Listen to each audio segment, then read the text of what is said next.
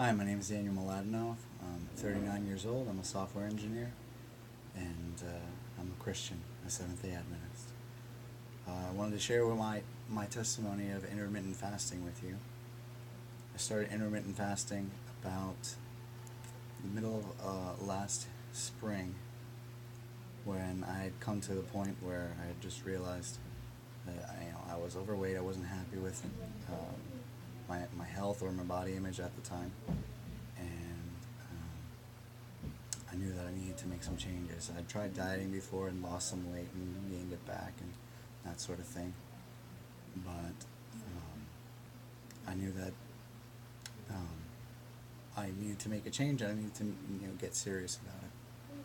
I had some other friends that were doing fasting at the time as well, and I was encouraged by the kind of results that they were getting, and I figured, hey, you know what, that's something I can try as well.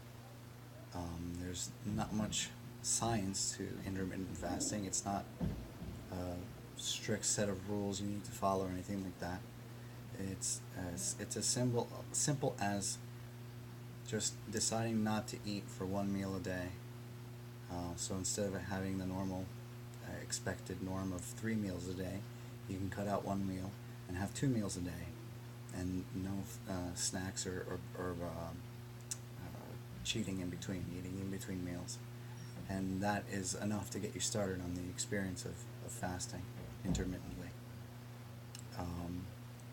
And that was kind of where I started as well.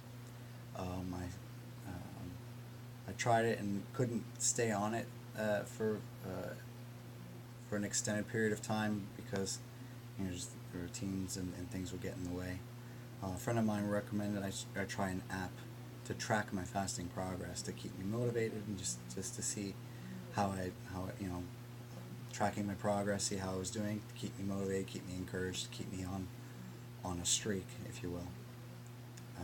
And once I started using this app, the one I use is just any one of the free ones you can find out there on your Android or iPhone stores. I'm sure there's plenty of them. I wouldn't recommend one over another. Just find one that you like, that you would like to keep using, and use it.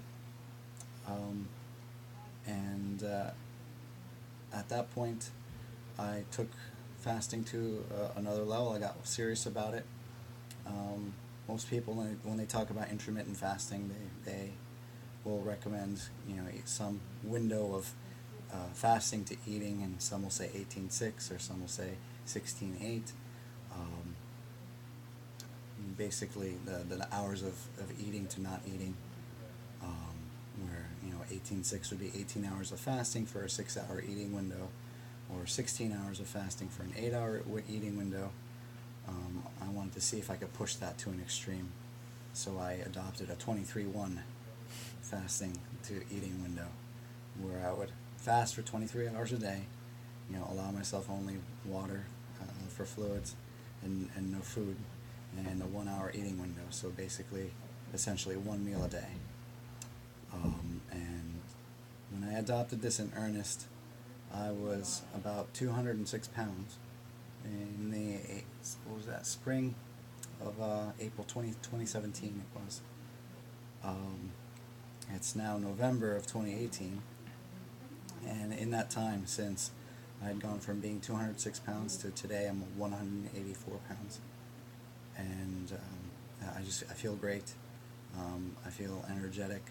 I feel like I can have more focus, more clarity, and I'm not addicted to food the way I used to be. So that's just so much for the health benefits, but there's also a spiritual component, which I think is also very important.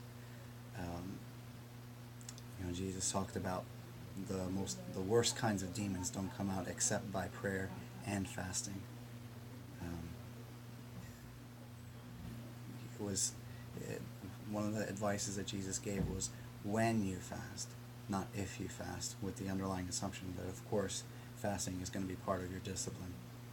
And I think it's very important to have that as part of your discipline, not just for the health benefits, but also for a spiritual component as well, because fasting teaches you to say no to your body, to exercise that spiritual muscle to deny the lusts of the flesh.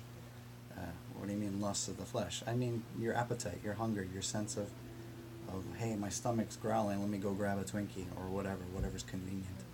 We live in a day and age where food is easier than ever to come by, and nobody in the Western world is in any danger of starving, and food is more abundant than it has ever been, and people are the most overweight and least healthy that they have ever been.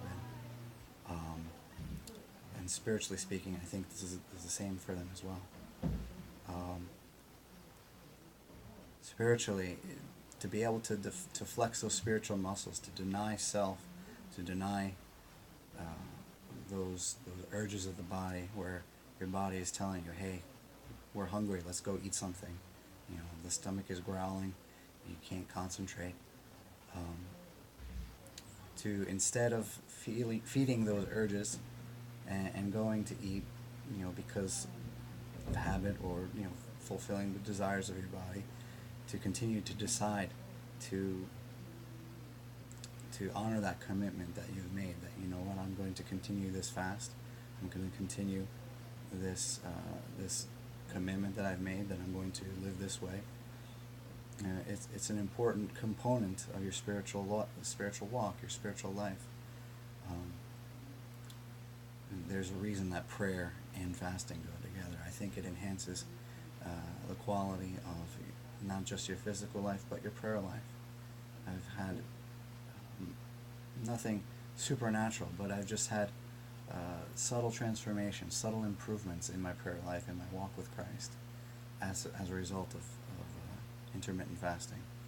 And so, I don't want to ramble on and on here, but basically I just wanted to say that intermittent fasting is something that I recommend for every Christian to do, not just for your physical health, but also for your spiritual health. And Jesus commanded us to pray and fast. And I think that's all I have to say about that.